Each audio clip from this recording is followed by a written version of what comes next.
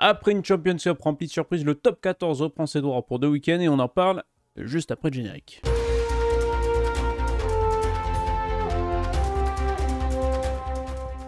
Bonjour, bonsoir à tous, bienvenue sur la causerie. Très heureux de vous retrouver aujourd'hui pour parler du top 14, le retour et la 21e journée au programme ce week-end. Ce samedi 19 avril, la fin du championnat approche, le sprint final débute. Et je suis toujours accompagné de monsieur Thomas Larroquette, journaliste sportif. Comment il va?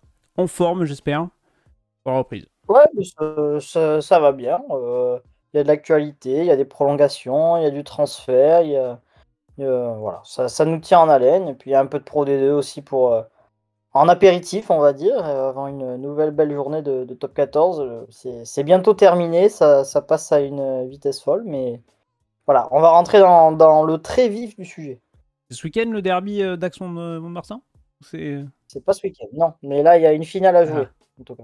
Bon, peut-être on en parlera. Il va être un peu chaud là sur ce derby. Le programme de cette 21e journée, je vous l'affiche à l'écran. Ça débutera par un section paloise Union Bordeaux-Bègles et ça se conclut par le fameux classique Stade français, Stade toulousain dont on parlera. Mais avant, je voulais évoquer 2-3 petites news. C'est Paul Willemse qui est pas loin malheureusement d'arrêter sa carrière après une nouvelle commotion cérébrale.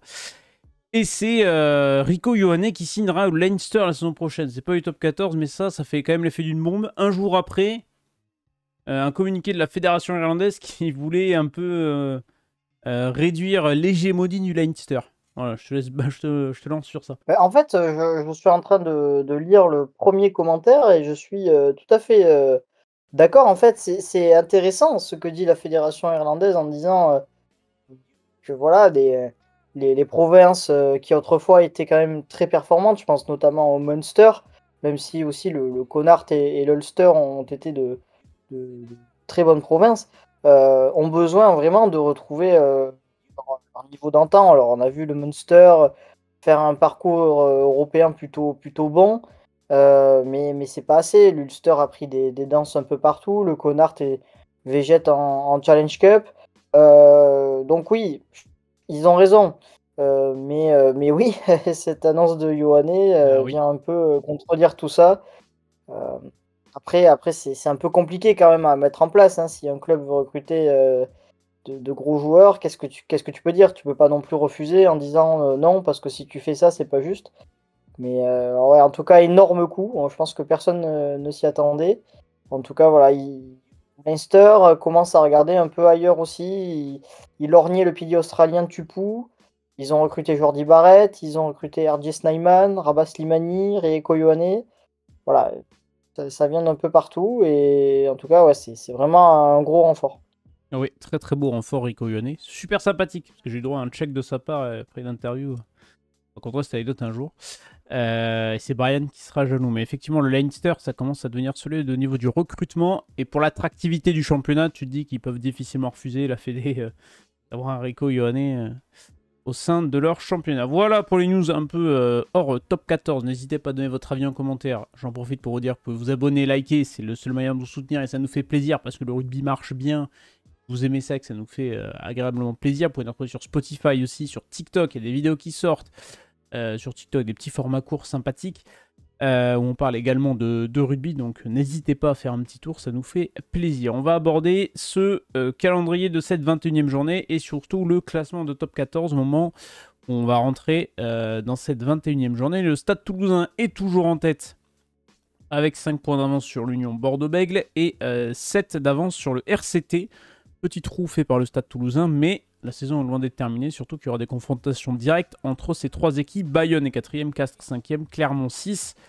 Derrière, c'est extrêmement serré et on retrouve le Stade français à la 12e place. Perpignan, barragiste, et Vannes va peut-être commencer à avoir chaud aux fesses et va devoir n'a peut-être plus de joker à griller dans cette fin de saison. On en parlera sûrement, voici pour le classement. Et on va débuter par ce section paloise UBB, c'est dans l'ordre, c'est samedi, c'est à 14h30, un UBB qui sera un petit peu remanié sans Maxime Lucu, qui était le dernier joueur à profiter des vacances, je crois, du côté de l'Union Bordeaux-Bègles, et une news aussi avec la prolongation de John Etchegaray, le jeune prodige bordelais. Je sais pas si tu as envie d'en tirer un petit mot, ou alors parler directement de cette UBB section. Oh, il est trop fort. Je l'avais vu jouer lorsqu'il était en jeune, déjà je m'étais dit: «Ouh alors lui, sacré pépite». Mais c'est vrai que le Pays basque, arrive à former, même le Sud-Ouest en général, hein, de très, très, très grands joueurs. Voilà, dans la même veine, il y a des joueurs un peu comme Tom Spring, Max Spring aussi, les frères Spring, des joueurs comme ça qui ont été formés aussi au Pays basque. Mais ouais, Tchegaray, franchement, c'est un joueur assez épatant, assez virevoltant. À voir aussi dans la durée, sur le voilà, d'un point de vue aussi physique et dans un système de jeu, parce que ça a l'air d'être aussi un joueur un peu foufou, très relanceur, mais super joueur. Et c'était un peu la question que se posaient, tous les supporters du l'UBB. Mais il va prolonger et je pense que la «concurrence» entre guillemets entre Buros et Etchegaray va être sympa. Ça va être sympa. Et pour le programme de l'UBB ce week-end, c'est un déplacement du côté de la section paloise. On l'a dit avec un Maxime Lucu qui a gagné des vacances bien méritées face à une section paloise où c'est un peu porte ouverte parce qu'on a quand même 104 points et 15 essais encaissés sur les 2 derniers matchs pour la section. Alors c'était Toulouse et Bath, donc c'est peut-être des circonstances atténuantes, mais bon, est-ce que tu vois l'UBB craquer? L'UBB va pas falloir craquer de toute façon en cette fin de saison avec les deux devant, enfin avec les deux autres qui poussent derrière aussi. Ouais, et ça va être compliqué à Pau, hein. Mm. Porté par son public, voilà, il y a une certaine proximité entre les 2 équipes, donc il va y avoir à mon avis un stade, à guichet fermé ou en tout cas pas loin. Et on sait que cette équipe de Pau, elle ne lâche rien. On l'avait dit ici, on avait un peu peur. En tout cas, j'avais peur pour eux et finalement, elle s'est accrochée. En plus, là, ce qui est important, c'est que, elle retrouve à peu près, je crois qu'elle retrouve, il me semble, son 8 de devant à peu près, complet. Il y a pas tellement d'absents. En revanche, c'est plutôt derrière avec notamment Joe Simons qui est absent. Ça, c'est un gros, gros, gros, gros coup dur et ça peut vraiment coûter cher aux Béarnais. Et à l'inverse, ouais, une UBB qui gagne, heu, alors, en championnat, en tout cas qui gagne un Champions Cup. Ensuite là, en championnat, effectivement, il y a eu cette défaite au Racing, assez frustrante. Mais, voilà, ce qu'on va voir, c'est aussi en fait, il y a 2 choses. Il y a c'est ce fameux trou d'air que rencontre l'UBB un peu à chaque fois sur chaque rencontre. Est-ce que là, l'UBB autour de la 60e à peu près, est-ce que, cette équipe va se retrouver encore à subir, à prendre des points, à ne plus exister? Et la deuxième question, ça va être aussi, que va faire l'UBB sans Maxime Lucu? Ça aussi, c'est très important parce que, je pense sincèrement que l'absence de Lucu est plus préjudiciable qu'une absence de Jalibert. Ça, c'est mon point de vue, hein, je pense que tout le monde n'est pas d'accord. Mais, voilà, on va voir aussi, l'UBB a «besoin» entre guillemets d'évoluer aussi sans Maxime Lucu. Et voilà, donc, c'est sûr que ça va être un gros match. Je pense que ça va être vraiment sympa à suivre. L'UBB part avec un petit avantage, mais je ne serais pas non plus surpris de voir, la section réaliser un coup. Bon, je sais pas si ce sera pas un exploit en tout cas, mais ce serait un très joli coup que s'offrirait la section paloise qui, on le rappelle aussi, est dans la course pour le top 6. Donc ce serait C'est ce pas serait faux. vraiment, un succès, fondateur et qui leur permettrait de pas être trop décrochés, sur le top 6 avant la fin de la saison. J'ai l'impression qu'une victoire dans ce bas de classement te relance pour le top 6, hein, au vu du... Bah, de toute façon, à tous les niveaux, alors oui, Bayonne a encore un petit matelas et encore, mais pour le reste, alors oui, enfin, je veux dire entre Bayonne et Toulon, pardon, il y a quand même, ouais, 10 points, c'est ça? Donc il y a encore, voilà, un écart, mais c'est pareil, Toulon, Bordeaux, Toulouse, la moindre défaite, ça peut coûter cher. Et de là, 4e à la 10e et encore même 9e place, ça peut être chaud. Et puis même, quand on regarde le Stade Français, mine de rien, on n'est qu'à 2 victoires du top 6. C'est ça, hein. Alors on y est loin, hein, on est loin quand on parle du Stade Français, mais mathématiquement, il peut se passer tellement de choses et en bas, c'est juste fou. Perpignan est en danger, Vannes est en danger. Enfin, en tout cas, voilà, c'est vraiment à tous les niveaux. Et effectivement, l'UBB veut rester au contact de Toulouse. Pau veut regarder plutôt vers le top 6 que plutôt vers le bas. C'est voilà, chaque victoire peut être fondatrice et faire basculer l'équipe dans un autre momentum, pour reprendre un peu le terme cher à Fabien Galtier. Exactement. Et l'UBB va devoir confirmer en top 14. Tu l'as dit sans Maxime Lucu, je vais les mettre gagnants, mais pas de beaucoup, et je pense qu'on peut assister à un beau petit match avec quelques essais, parce que Pau nous gratifie quand même cette saison de quelques matchs bien explosifs, assez sympathiques à suivre en tant que neutre.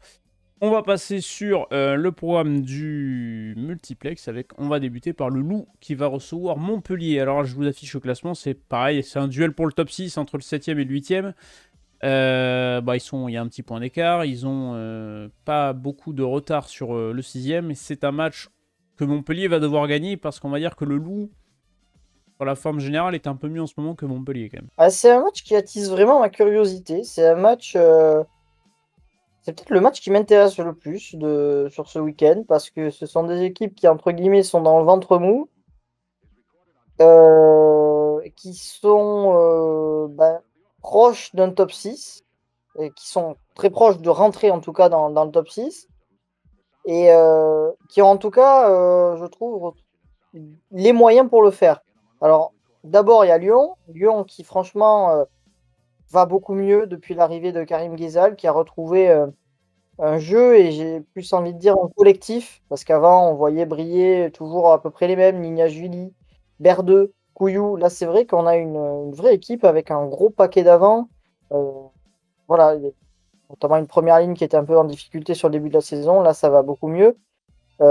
Et Lyon est revenu en forme, mais voilà, elle était dans le bas de classement. Maintenant, elle lutte pour la qualif. C'est vraiment une belle équipe. C'est une équipe qui me plaît. Je me répète un peu chaque week-end. Et puis à domicile, ça reste relativement costaud. Et en face, il y a Montpellier. Montpellier, on ne sait pas trop sur quel pied danser avec Montpellier, parce qu'on les voyait finir très fort. À un moment donné, en fin d'année 2024, ça revenait vraiment très fort. On se disait, oula, attention, en seconde partie de saison, ils peuvent vraiment faire très mal. Ils ont effectivement enchaîné là en décembre et janvier trois victoires. Mais on l'a vu ensuite, 3 défaites, dont une à Vannes, qui a fait plutôt mal. Et, et voilà, pour le moment, elle végète un peu au milieu de tableau. Elle est pas trop loin du haut. Elle n'est pas non plus trop loin du bas. Elle a été éliminée aussi en Challenge Ouais. Cup, donc il y a voilà, cet affront à laver, et il y a ce focus qui va être fait à 100% sur le top 14. C'est une équipe qui est très robuste, notamment le 8 de devant, un peu plus en difficulté derrière, je trouve, mais ça va être un match intéressant. Petit avantage Loup quand même, mais ça m'étonnerait pas de voir Montpellier décrocher un petit bonus défensif quand même. Allez, je vais te suivre sur ça, je suis entièrement d'accord, ça va être un beau match d'avant. Un beau combat, et ça va être sympa à suivre. Et on va partir également sur une victoire du Loup à domicile qui va se continuer une petite série, et pourquoi pas entrer dans le top 6 en fonction du résultat de ses concurrents directs. La Rochelle reçoit Bayonne. Il y a tant à dire sur La Rochelle, mais on a tellement dit et répété les mêmes choses, j'ai l'impression, chaque semaine, que finalement il n'y a plus grand chose à espérer de cette équipe rochelaise, qui enchaîne désillusion sur désillusion depuis le début de saison, qui est dans une spirale plus que négative, la pire depuis sa remontée en top 14. Alors, on va compter que le top 14 et pas la Champions. C'est 1, 2, 3, 4, 5, 6 rencontres sans victoire pour La Rochelle. 5 défaites, un match nul face à Castres à domicile. On peut rajouter l'élimination en Champions Cup contre le Munster à domicile. Et un programme costaud, Bayonne, l'UBB, un déplacement à Vannes qui pourrait être très très périlleux en fonction de la confiance retrouvée ou non. Et face à eux, c'est Bayonne. Bayonne qui va devoir gratter ses petits points à l'extérieur pour essayer de sauvegarder cette 4e place. Et on a un match qui peut être très très intéressant, qui pourrait avoir des conséquences, je pense, en fonction du résultat ce week-end game. J'étais très étonné de pas avoir de changement dans le staff après la défaite contre le Munster. J'avais dit que ça pouvait bouger. Bon, c'était pas du tout une information, juste je me suis dit à un moment donné, il va falloir Ouais, stopper ça va dire. l'hémorragie. Et on sait que en interne, c'est pas la folie hein, à La Rochelle, loin de là. En tout cas, les personnes bien renseignées le savent. Et là, contre Bayonne, s'il y a défaite, je me dis, mais qu'est-ce qui va encore se passer? J'ai l'impression que la direction maritime est très frileuse. Je ne sais pas ce qu'elle attend. Je ne sais pas si elle a envie de se froisser un peu avec tout le monde. Mais là, il va falloir une réaction immédiate. C'est pas possible déjà de ne plus être maître à domicile dans un Marcel de Flandre qui, à chaque fois, à guichet fermé, est poussé par un public qui est assez formidable. tu gagnes plus un match, que ce soit en Champions Cup face à une équipe du Munster, on va pas se mentir, qui était loin d'être énorme. Tu fais un match nul face à Castres, tu perds face à un Racing qui était complètement perdu. Enfin, ouais, là, La Rochelle, cette saison, c'est absolument catastrophique. Et en fait, ils sont en grande difficulté quand on regarde le classement.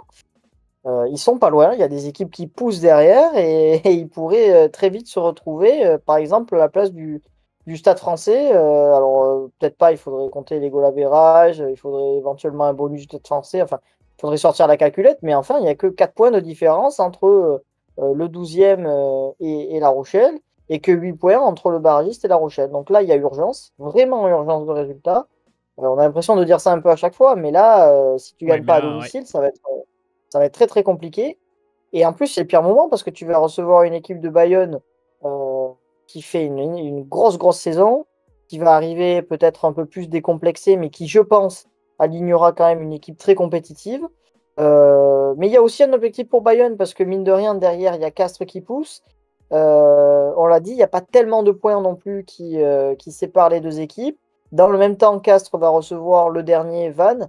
Donc voilà, pour Bayonne, il va falloir aussi assurer la 4e place parce que mine de rien, mathématiquement, ce n'est pas fait. Mais ça va être un match assez tendu, je pense. Du coup, plus du côté de La Rochelle, mais ça va être costaud et je pense qu'on n'aura peut-être pas un match avec beaucoup de points, mais allez, sur ce match-là, je vais encore croire à un petit sursaut d'orgueil rochelais, mini victoire rochelaise, mais franchement, il la faut parce que sinon, ça risque d'être très très compliqué pour la fin de saison. C'est peut-être le plus grave à La Rochelle, c'est que rien ne bouge, et tu l'as dit, peut-être des dirigeants un peu frilés. Pour Bayonne, il y a Camille Lopez, selon Middle, qui prend sa retraite. On en tire un bilan à la fin de saison, et j'ai quand même hâte d'être au bilan de fin de saison, parce que je pense qu'il y a des clubs, je pense qu'ils vont prendre 2-3 tirs à la fin de cette saison, mais c'est vrai que La Rochelle, c'est très très inquiétant, et en plus, Bayonne, bon, hormis la sortie à Toulouse un peu cata, on va dire, se déplace un petit peu mieux que ces dernières saisons. Donc, à voir, moi, je vais peut-être jouer la petite piécette sur Bayonne. C'est quoi? Allez, comme ça, on diffère. Mais ouais, La Rochelle, inquiétant. Et j'espère pour les supporters rochelais que ça va le faire et qu'il y aura au moins un maintien à assurer parce que ça va être le minimum syndical pour cette fin de saison. Parce que je suis pas sûr que La Rochelle puisse espérer mieux. Même s'ils sont mathématiquement pas loin du top 6, si c'est pour jouer comme ça, aller dans le top 6 et prendre une branlée en barrage, pas sûr que ça soit très très utile, mais bon, ça, on verra. Match crucial pour le maintien, c'est ce USAP Racing 92. Le Racing s'est un petit peu relancé, a pris un petit peu d'air sur la zone rouge, on va dire. Une victoire permettrait peut-être au Racingman de basculer dans la partie proche du top 6 finalement, et peut-être croire finalement un top 6 un peu inespéré. Le Racing assure 2 victoires consécutives à Clermont et face à l'Union Bordeaux-Bègles, se déplace à Perpignan qui a la pression parce que Perpignan est barragiste et que Perpignan n'a plus gagné depuis le 25 janvier dernier en top 14. C'était face à Bayonne, sinon il faut remonter au 29 décembre et c'était contre La Rochelle, donc une seule victoire en 2025 pour l'USAP, parce que tu as été battu par ce même Racing en Challenge Cup. Alors la configuration sera sûrement différente, mais le Racing a peut-être un coup à jouer ce week-end en fait. Hein. Et finalement, on peut faire basculer sa fin de Ouais. saison dans quelque chose d'improbable. Honnêtement, est-ce qu'on se mouille beaucoup à dire que si le Racing gagne à Perpignan sans que ces derniers prennent un bonus, les ciels et blancs seraient maintenus? Pas sûr, hein. Moi, je pense que vraiment, si le Racing crée un coup là-bas, c'est presque fait sur le maintien. Et mine de rien, tu Il se pourras peut-être jouer rapprocher de plus top qu'un 6. maintien. C'est pour ça que ça serait C'est bon. complètement fou. C'est complètement fou. D'ailleurs, c'est quand même difficile à juger ce ventre mou là du classement. Tu te dis, mais c'est hallucinant. Le Racing, tu as l'impression qu'ils ont perdu 90% de leur match et ils se retrouvent à 5 points du top 6. Enfin, Bah, c'est ils ont assez perdu 11 hallucinant. matchs sur 20. Ouais, ouais, en plus, t'imagines. Mais oui, mais alors ce Racing-là, il a retrouvé la forme. Moi, j'ai trouvé. D'ailleurs, j'ai regardé le match face au Connard et alors, il y a plein de choses qui ne vont pas. T'en prends 42, je crois. Enfin, plein de choses, l'indiscipline. Mais trouvais que devant, c'était beaucoup mieux. Alors, c'est la patte Colazo, hein, on le sait. Hein, Colazo, c'est plutôt un entraîneur qui va t'amener du combat. C'est pas un entraîneur qui va te permettre d'aller jouer des ballons extérieurs, de relancer sans arrêt. Mais devant, ça va un peu mieux. Et surtout, il y a un état d'esprit nouveau au Racing. Ils s'accrochent à l'image de ce match face à l'UBB, 36-31. Ils sont allés gagner à Clermont, c'était pas simple. Bon, avant, ils ont gagné un match à La Rochelle avec une équipe un peu remaniée. Au Connard aussi, hein, ils sont malmenés. Finalement, ils ont pris un carton rouge et finalement, ils reviennent. Donc voilà, il y a un état d'esprit aussi qui peut être très important pour la suite de la saison. Maintenant, de l'autre côté, tu as une équipe de Perpignan qui est dans l'urgence, mais qui est vraiment, vraiment, vraiment dans l'urgence. Une équipe qui ne gagne plus à domicile, qui à Vannes a grillé une énorme cartouche pour son maintien, qui à l'extérieur ne gagne plus, qui va enregistrer peut-être à force quelques retours. Alors, il y a Pozzolo Tulagi qui, d'après l'Indépendant, est de retour dans le groupe élargi. C'est une très bonne nouvelle. Alors, il ne sera pas disponible tout de suite. Est-ce qu'il sera disponible pour Montpellier? J'en suis pas sûr non plus. Mais c'est aussi une bonne nouvelle pour le groupe. Ça peut amener un peu un vent de fraîcheur. En tout cas, dans un Aimé Giral qui promet d'être très bouillant, ça va être chaud. Ça va être très très chaud. Et Perpignan a besoin absolument de victoire parce que Vannes ne lâche rien. Et, et Perpignan pardon, a tellement de difficultés à l'extérieur que là, il faut regagner chez lui. Donc, je vais jouer une petite victoire là aussi de Perpignan devant son public. Je pense que si ça avait été à la Paris La Défense, j'aurais pas dit ce pronostic. Mais là, l'heure est grave pour Perpignan et ils ont besoin de gagner. 2 points d'écart entre Perpignan et Vannes en bas de tableau, donc c'est extrêmement serré. Le Racing a... Surtout que, ouais, Ouais, vas-y. surtout que Perpignan a besoin de jouer, on va dire, ce championnat avec le Stade français, le Racing, peut-être Pau, plutôt que jouer finalement un championnat à deux avec Vannes, quoi. Hein. C'est la seule chose à éviter pour l'USAP. C'est vrai. Le Racing, il y a 2 matchs qui vont être importants. On parlait de potentiellement valider le maintien dès ce week-end. Il y aura aussi le match contre le Stade français la semaine prochaine.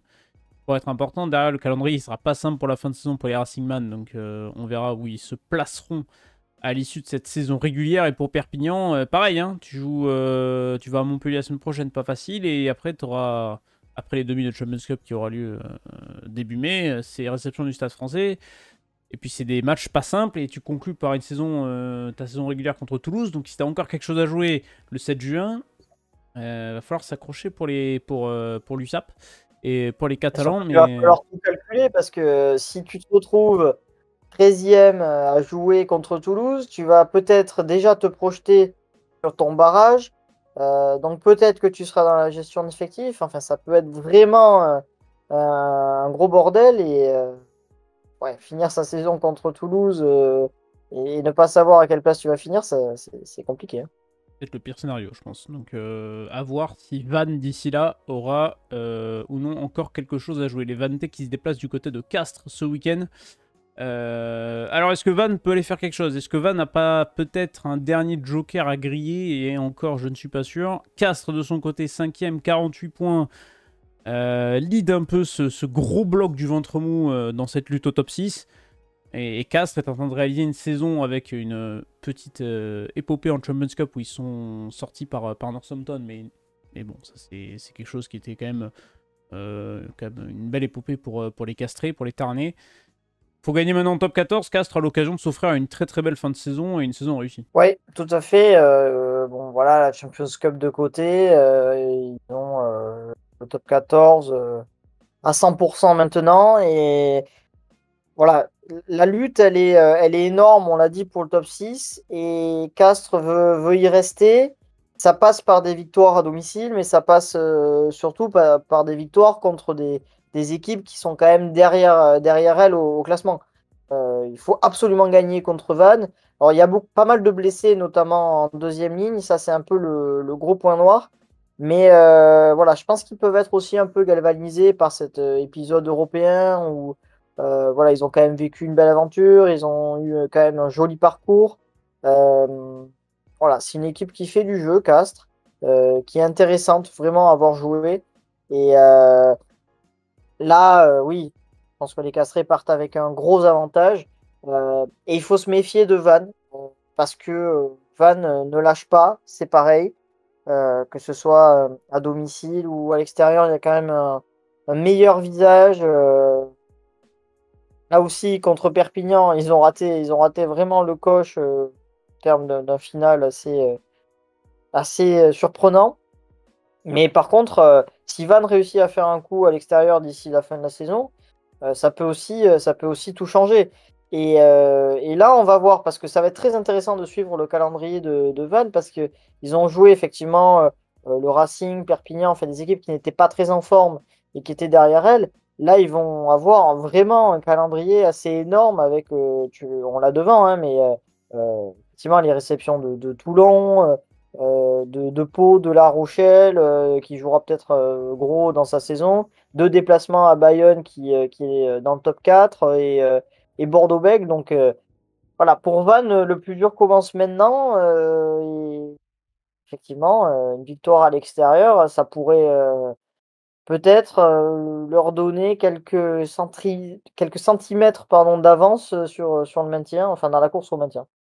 Et je pense qu'on n'était pas Mais bon, beaucoup. je pense que Castres reste favori quand même Oui, sur ce match. Et je pense aussi. Mais je pense qu'on n'est pas beaucoup. Si on avait dit au début de saison que Van serait encore dans la course à l'issue au début de cette 21e journée, moi personnellement, je n'y aurais pas cru. Donc il faut quand même une saison remarquable. Castres aussi, le calendrier, il est pas simple. Parce que tu vas jouer Toulouse dans un beau derby, à mon avis, la semaine prochaine. Ça va être. Il y a des beaux derbies, il y a des beaux matchs la semaine prochaine. Réception de Clermont, adversaire direct. Déplacement à Bordeaux qui va jouer aussi sa saison. Bayonne, 31 mai. Et après un déplacement au Stade français, à voir la forme du Stade français d'ici là. Mais pareil, Castres a un beau petit calendrier pour la fin de saison. Ça va nous donner des affiches et du suspense à foison. C'est pour ça que Castres, entre guillemets, n'a pas trop le droit de laisser passer des points ce week-end contre Vannes. S'ils veulent toujours être bien placés dans cette course au top 6. On va poursuivre dans ce top 14, dans cette 21e journée, par l'affiche du samedi à 21h. C'est le RCT Toulon qui reçoit Clermont.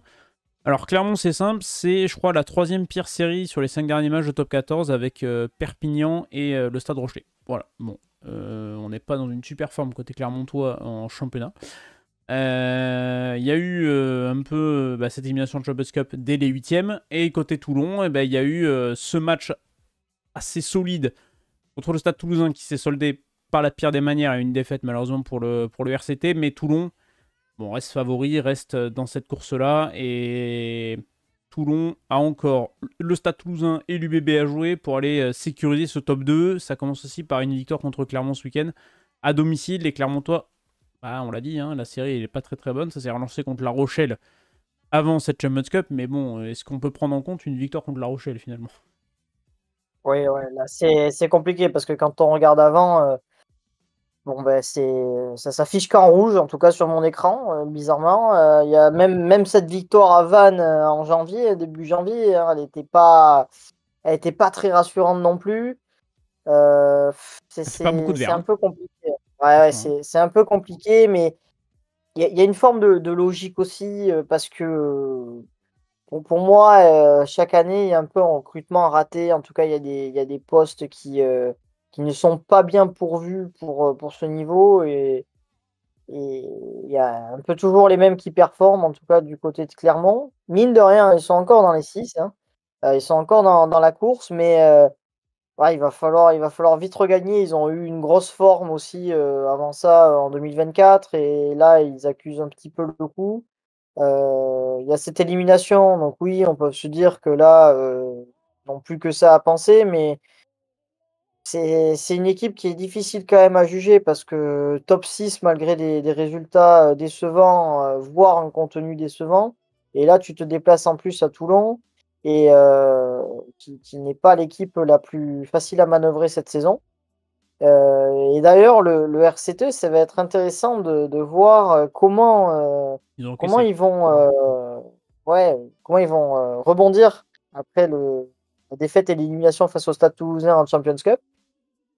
Parce que voilà, il y avait quand même beaucoup de fierté voilà, d'avoir longtemps tenu tête, d'avoir été longtemps dans le coup, même s'il y a eu une domination toulousaine et on va dire que dans le jeu, il y a quand même une forme de logique à la victoire toulousaine, hein. C'est indéniable, mais voilà. Maintenant, ça, c'est du passé et comme tu l'as dit, Toulon va jouer Clermont qui est dans le top 6, va jouer Toulouse qui est premier, va jouer Toulon qui est deuxième. Et je pense que la course au top 2 commence maintenant pour Toulon et il faut absolument pas perdre les points face à Clermont. Donc je vais voir une victoire toulonnaise et peut-être même une victoire assez large. Et ben moi je te suis aussi sur cette victoire toulonnaise avec bonus, histoire de mettre la pression sur Bordeaux et potentiellement sur Stade Toulousain et nous offrir une fin de saison explosive. Je pense que le 10 mai et le 31 mai, il va falloir être devant son poste de télévision pour le Toulon Stade Toulousain et le Toulon UBB. Qui vont valoir extrêmement cher et qui peuvent être des matchs assez intéressants à suivre, on va dire. Le classique de ce top 14, c'est le Stade Français et Stade Toulousain. Alors le classique, il a quand même une gueule un peu moins jolie, un peu moins reluisante, on va dire, cette saison. Quand on voit, les formes respectives du Stade Toulousain et du Stade Français, le Stade Toulousain caracole en tête, tout va bien pour Toulouse. Ils sont sortis du piège de Mayol la semaine dernière en Champions Cup et ils iront à Bordeaux. Si vous cherchez encore des places, c'est mort, hein. La billetterie est écoulée ce matin, je ne sais plus en combien de temps, mais c'était assez impressionnante. Pour cette demi-finale de Champions Cup de début mai. Le Stade Français, bon, bah, le Stade Français a besoin de gagner, mais ça j'ai l'impression qu'on le répète chaque semaine, chaque week-end. Le Stade Français a un calendrier pas si simple que ça, va devoir valider son maintien, ne rassure toujours pas vraiment les observateurs. Et maintenant, bah, faut gagner contre Toulouse. Et ça, c'est peut-être la chose la plus compliquée dans le rugby. Oui, mais s'il y a victoire contre Toulouse, peut-être que la saison peut basculer. Comme pour le Racing, en fait. C'est tout l'enjeu là. Ouais, effectivement, après, tu joues le Racing, cet enchaînement de matchs-là, il va être, sans mauvais jeu de mots, il va être capital pour Paris. Et là, il y a besoin absolument de victoire. C'est obligé. C'est pareil, le Stade Français, en gagnant, peut aussi se donner un peu d'air sur l'avant-dernière et même sur la dernière place. Et une victoire, effectivement, face à Toulouse pourrait tout changer parce que psychologiquement, là, tu gagnerais, tu gagnerais énormément hein, dans les têtes. C'est quelque chose qui fera beaucoup de bien. Maintenant, le Stade Français, alors c'est une équipe qui est un peu mieux, mine de rien, en championnat. Il y a des succès, voilà, avec des contenus pas très flamboyants, pas très intéressants par rapport à d'autres équipes. Mais il y a eu des victoires, hein. Il fallait aller se la chercher face à Bayonne, il fallait aussi la chercher face à La Rochelle. À Montpellier, il y a un 38-32 assez affolant. Alors qu'ils mènent et ils se font remonter, mais je ne comprends toujours pas comment ils peuvent perdre ce match. C'est hallucinant. Mais en tout cas, dans l'envie, ils y étaient pendant un moment. Donc voilà, je pense qu'il n'y aura pas de transformation. On va pas retrouver un Stade Français exceptionnel. Il y aura beaucoup de combats. Il y aura peut-être un peu de retenue dans le jeu du Stade Français, mais il y a besoin de points et en face, bon, ben voilà, j'ai pas besoin d'en parler. Toulouse qui, je pense, fera aussi un petit peu tourner son effectif. Voilà, tu as la compo, c'est normal, mais quand on sait que le Stade Toulousain est peut-être même encore plus fort lorsqu'il a son équipe remaniée. Et pour autant, j'ai envie de tenter un coup, encore une fois. Je sais pas pourquoi. Je suis absolument pas supporter du Stade Français. Je me dis à chaque fois, cette équipe-là, quand on la regarde même un peu sur le papier, même s'il y a quand même pas mal de postes vacants, entre guillemets, il y a quand même un peu de qualité. Je comprends toujours pas comment cette équipe peut être dans les bas-fonds du top 14.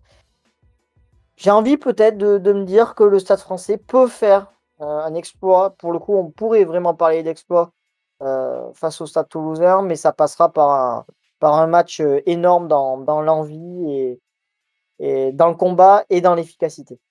Ah, mais pour gagner contre Toulouse, il faut être quasiment irréprochable et pas jouer une mi-temps sur deux. Mon regard se porte vers un club de Gironde. Surtout qu'à domicile, finalement, ces dernières sorties, tu l'as dit, ces dernières sorties. Dernier match à domicile, le Stade Français a quand même gagné, et ça c'est important. Alors ils ont lâché quelques bonus, mais bon, ils peuvent pas tout faire non plus. Mais effectivement, contre un Toulouse remanié, pourquoi pas. Et puis ça nous permettrait d'avoir cette lutte en haut qui se resserre si Toulouse venait à perdre ce week-end. Donc moi en tant que neutre, ça me régalerait de voir une lutte vraiment resserrée en bas et en haut.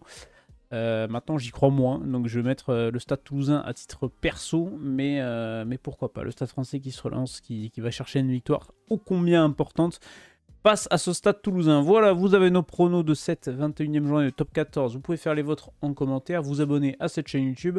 Ça nous fait plaisir, je pense qu'on a tout dit, je pense qu'on a tout raconté et tout parié. Voilà, ça va être très intéressant. Et vous pouvez donc vous abonner, liker cette vidéo, nous retrouver sur Spotify si vous avez envie de nous écouter et pas nous voir, sur TikTok, sur Instagram.